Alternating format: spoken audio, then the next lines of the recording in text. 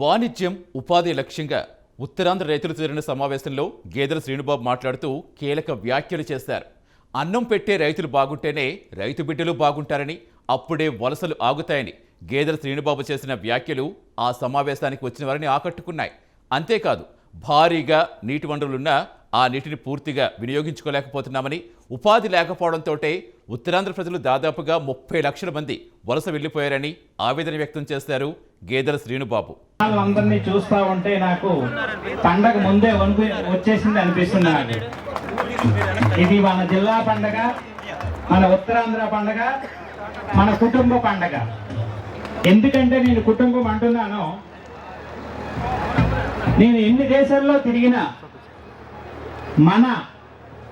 మన బావ, మన తమ్ముడు, మన అక్క, మన చెల్లి అనే భావంతో ఆ పిలుపులు అనేది చాలా తక్కువ దగ్గర వినిపిస్తాయి.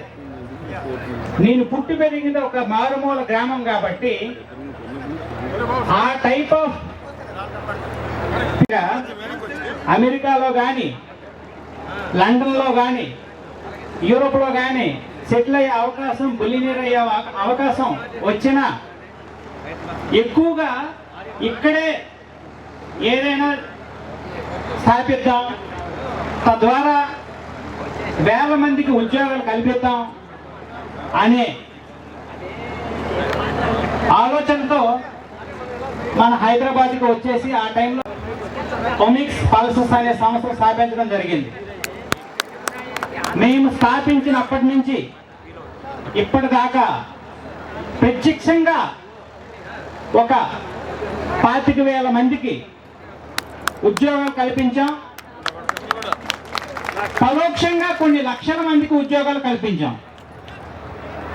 మీ బిడ్డగా ఒక ఇంపార్టెంట్ విషయం చెప్పాలనుకుంటున్నాను. నేను 2018లో ఇక్కడికి వచ్చినప్పటికే మేము విశాఖపట్నంలో ఆఫీస్ పెట్టలేదు. 2019 ఆ టైంలో ఆఫీస్ పెట్టాం. ఆఫీస్ పెట్టిన తర్వాత ఆంధ్రప్రదేశ్లోనే అత్యధిక ఉద్యోగాలు కల్పించిన ఏకైక సంస్థగా ముందున్నాం. ప్రత్యక్షంగా ఒక 5,000 ఉద్యోగాలు కల్పించిన, పరోక్షంగా ఇది 20,000 మంది ఉద్యోగాలతో సమానం. అందుకోసమనే రీసెంట్గా ఆనరబుల్ ప్రైమ్ మినిస్టర్ గారు నాకు అపాయింట్మెంట్ ఇచ్చారు డిజిటల్ ఇండియా సాధికారత అనే అంశం మీద. దాని యొక్క ముఖ్య ఉద్దేశం ఏంటంటే, ఎవరైతే రూరల్ ఏరియాస్లో ఉంటారో వాళ్ళకి అదే ఊర్లో, అదే టౌన్లో ఉద్యోగాలు కల్పించడానికి భారత ప్రభుత్వము ఇండియన్ బిజినెస్ ప్రమోషన్ స్కీమ్ అనే ఒక కాన్సెప్ట్ని తీసుకొచ్చింది. సో దాని ద్వారా మనము కొన్ని వేల ఉద్యోగాలు ఇచ్చాము. అఫ్కోర్స్ దానికోసం మేము మా సంస్థ తరపున గత 5 సంవత్సరాల్లో మన విశాఖపట్నంలో దాదాపు ఒక 440 కోట్లు ఇన్వెస్ట్ చేయడం జరిగింది. దాని కరస్పాండింగ్గా పాలసీ ప్రకారం మాకు ఒక 80 నుంచి 85 కోట్లు స్టేట్ గవర్నమెంట్ ఇవ్వాలి, అలాగే ఈక్వల్ అమౌంట్ సెంట్రల్ గవర్నమెంట్ ఇవ్వాలి. కానీ అది త్వరలోనే వస్తుంది అనుకుంటున్నాం. ఏది జరిగినా మన ప్రాంతంలో ఇంతమందికి ఉద్యోగాలు ఇవ్వడానికి మీ సహాయ సహకారాలు కూడా చాలా వరకు నాకు వచ్చాయి. అంటే మీరంతా ఏమనుకుంటున్నారు, ఒక ఉద్యోగం కావాలంటే ఒక ఫోన్ చేస్తే ఉద్యోగం ఇస్తున్నాం. ఓకే, ఉద్యోగం ఇచ్చిన తర్వాత వాళ్ళు కూడా మాకు ఉపయోగపడుతున్నారు. దాని ద్వారానే మరికొంచెం ఎక్కువ ఎంప్లాయ్మెంట్ ఇవ్వడానికి మాకు అవకాశం దొరుకుతుందన్నమాట. సో దీంతో పాటు మన ఉత్తరాంధ్ర మీద కూడా నేను అధ్యయనం చేయడం జరిగింది గత 4-5 సంవత్సరాల నుంచి. అలాగే అంతకు ముందు కూడా ఉత్తరాంధ్రలో దాదాపు 1 కోటి మంది జనాభా ఉన్నారు ఇప్పుడు. కానీ మన జనాభా 1,30,00,000 మంది ఉండాలి. గత 20-25 సంవత్సరాల్లో ఈ 30 లక్షల మంది వలస వెళ్ళిపోయారు. అందుకోసమనే మీరు ఎక్కడ చూసినా, విజయవాడ చూడండి, హైదరాబాద్ చూడండి, చెన్నై చూడండి, ఎక్కడ చూసినా సరే మన ఉత్తరాంధ్ర ప్రజలే కూలీలుగాను లేదనుకుంటే చిన్న చిన్న ఉద్యోగాల్లోనూ కనిపిస్తూ ఉంటారు. ఈ వలసలకి ముఖ్య కారణం ఏమిటంటే ఇక్కడ నీరు ఉంది, సహజ వనరుల్లో పండించే భూములు ఉన్నాయి, సహజ వనరులు పుష్కలంగా ఉన్నాయి, భూములు ఉన్నాయి. కానీ వాటిని వినియోగించుకోవడంలో వెనకబడ్డాం. ఇది వెనకబడలేదు, ఇది వెనకబడటానికి నెట్టవేయబడ్డాము అని అంటాను నేను. ఎందుకంటే 30 లక్షల ఎకరాల సాగు భూమి ఉంటే అందులో ఎంత సాగు భూమి చేస్తున్నాం తెలుసా మీకు? ఒకవేళ తెలుసుకోకపోయినా కొంచెం రాసుకోండి. ఎందుకంటే మీరు ఇక్కడ విన్న తర్వాత ఒకసారి అధ్యయనం చేయండి నేను ఏం చెప్పాను అన్నది. 30 లక్షల ఎకరాల సాగు భూమి ఉంటే కేవలం 12 లక్షల ఎకరాలు మాత్రమే సాగు చేస్తున్నాం. మిగిలిన 18 లక్షల ఎకరాలు అలాగే ఉండిపోతుంది. అలాగే నీటి లభ్యత గురించి కూడా మాట్లాడుకుంటే ఇవన్నీ ఎందుకంటే చెప్తున్నాను నేను, మనం అందరం రైతు బిడ్డలం. రైతులు బాగుంటేనే మనం బాగుంటాం. నేను ఎప్పుడు అదే ఆలోచిస్తుంటాను. నేను ఆ రైతులు బాగుంటేనే వాళ్ళ పిల్లలు బాగుంటారు. ఆ పిల్లలు బాగుంటేనే ఇంకా ఈ వలసలు అనేది ఆగుతాయి. దాంతో పాటుగా ఇక్కడ వాళ్ళకి నీటి లభ్యత గురించి మాట్లాడుతున్నాను కదా, మొత్తం 200 టీఎంసీల నీటి లభ్యత ఉంటే అందులో ఎంత వాడుతున్నాం మీకు తెలుసా? 200 టీఎంసీల నీటి లభ్యత ఉంటే అందులో కేవలం 25 టీఎంసీలు మాత్రమే వాడుతున్నాం, అబౌట్ 10%. సో అందుకోసమే నేను ఒక వ్యాసం రాశా. ఉత్తరాంధ్రలో చుట్టూ నీరే కానీ తాగునీరు లేదు, సాగునీరు లేదు అనే వ్యాసం రాసి అదే రీసెంట్గా కూడా ఒక వీడియో కూడా తీశారు. అది కొన్ని లక్షల మందికి వెళ్ళింది. అది మీలో ఎంతమంది చూశారో లేదో తెలియదు. కానీ ఇవన్నీ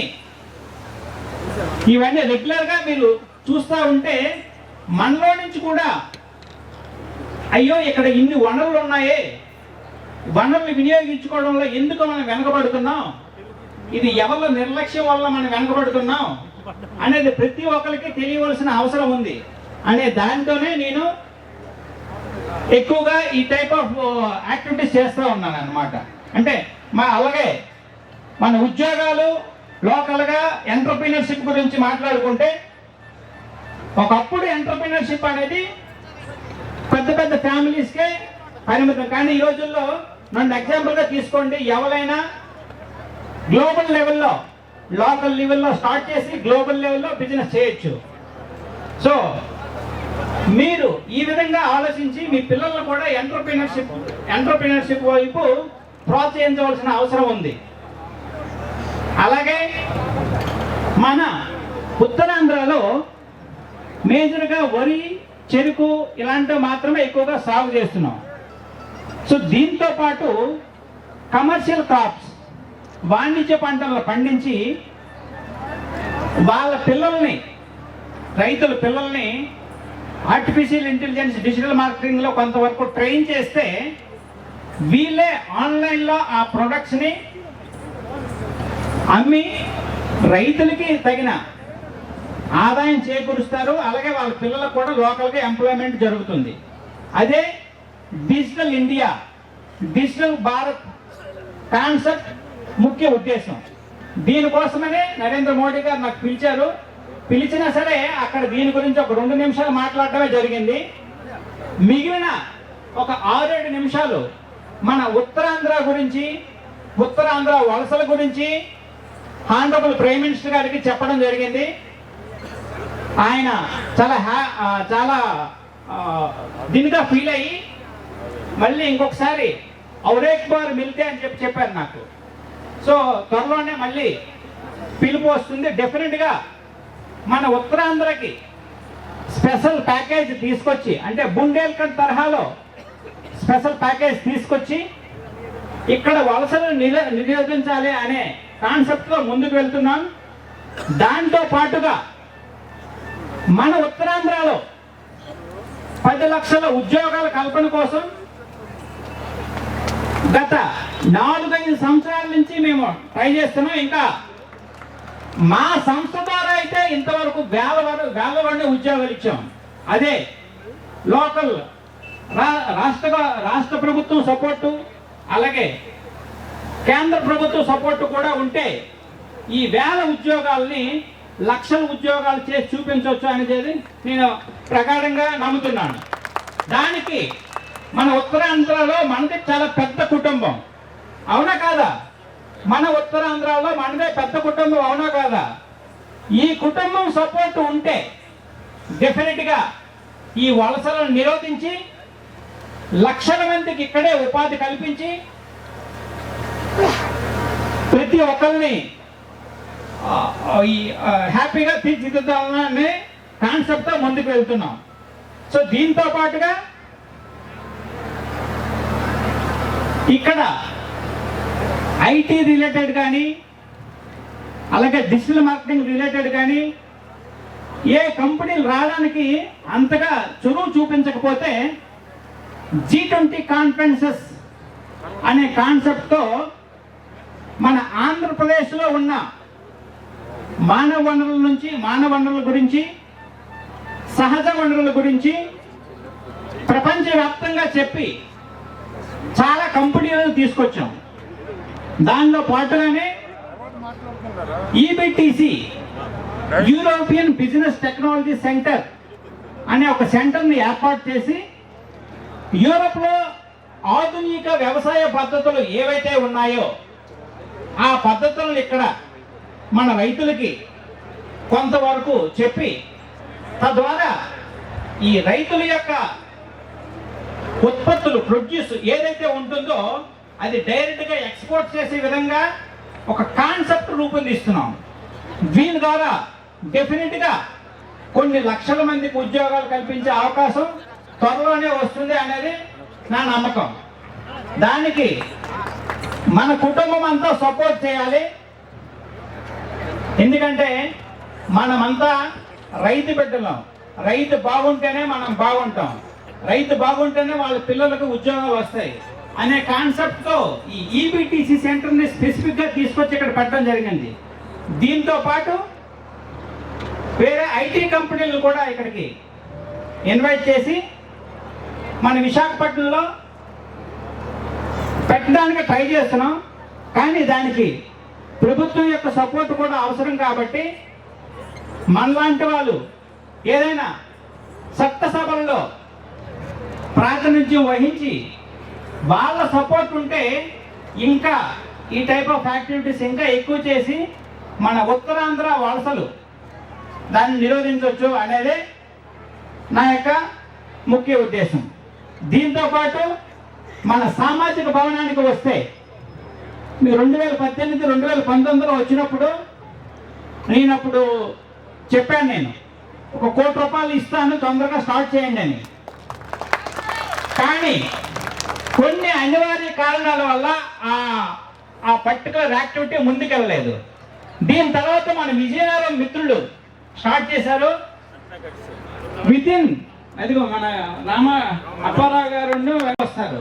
లేదనుకుంటే ఆ సాధికారత లేకపోతే డాక్టర్స్ గాను, ఇంజనీర్స్ గాను, అలాగే పెద్ద పెద్ద జడ్జీలు గాను ఎప్పుడూ ముందుకు వెళ్ళలేము. సో ఆ సామాజిక భవనాలు అనేది చాలా అవసరం. తెలంగాణ గవర్నమెంట్ కూడా దీన్ని బేస్ చేసుకుని చాలా వరకు ల్యాండ్లు అలాట్ చేయడం జరిగింది. సో ఇక్కడ కూడా అలాగే అలాట్ చేస్తారు అనుకున్నాం, కానీ ఇక్కడ అలాట్ చేయట్లేదు. అలాట్ చేయకపోయినా సరే మీ సపోర్టుతో ఈ సామాజిక భవన నిర్మాణం వచ్చే 2 సంవత్సరాల్లో డెఫినెట్గా కంప్లీట్ అయిపోతుంది. అంటే మరి కట్టడానికి కనీసం 1 year, 1.5 years అవుతుంది కదా. నా సపోర్ట్ అంటే ఓకే. సో అంటే మనము ఒకటి చెప్పామంటే అది కంపల్సరిగా చేసేయాలి. ఇప్పుడు చేస్తేనే దానికి ఒక అర్థం ఉంటుంది. ఎందుకంటే ఇప్పటికే బాగా లేట్ అయిపోయింది. సో నిన్న మన చాలా మంది పెద్దలు వచ్చి నాకు చెప్పారు, అప్పుడు మీరు 1 crore అనౌన్స్ చేశారు కానీ అది ఇంకా ఇప్పుడు చాలదు, దానికి ఇంట్రెస్ట్తో 18% ఇంట్రెస్ట్తో జిఎస్టీతో వేసి ఇప్పుడు ఇస్తేనే ఆ సామాజిక భవనం ముందుకు వెళ్తుంది అని చెప్పేసి డెఫినెట్గా మన కుటుంబం కోసం నేను అది ఇవ్వడానికి రెడీగా ఉన్నాను. దానిలో భాగంగా ఈరోజు చాలా అమౌంట్ ఇచ్చేస్తాము ఒక చెక్ రూపంలో. ఓకేనా? ఈరోజు ఒక 50 లక్షల రూపాయలు మనం ఇచ్చేస్తున్నాం ఇప్పుడే. ఓకేనా? వందల మంది, వేల మంది డాక్టర్స్ గాను, లాయర్లు గాను, జడ్జిలు గాను కూడా వచ్చే అవకాశం ఉందనేది మా యొక్క నమ్మకం. Thank you.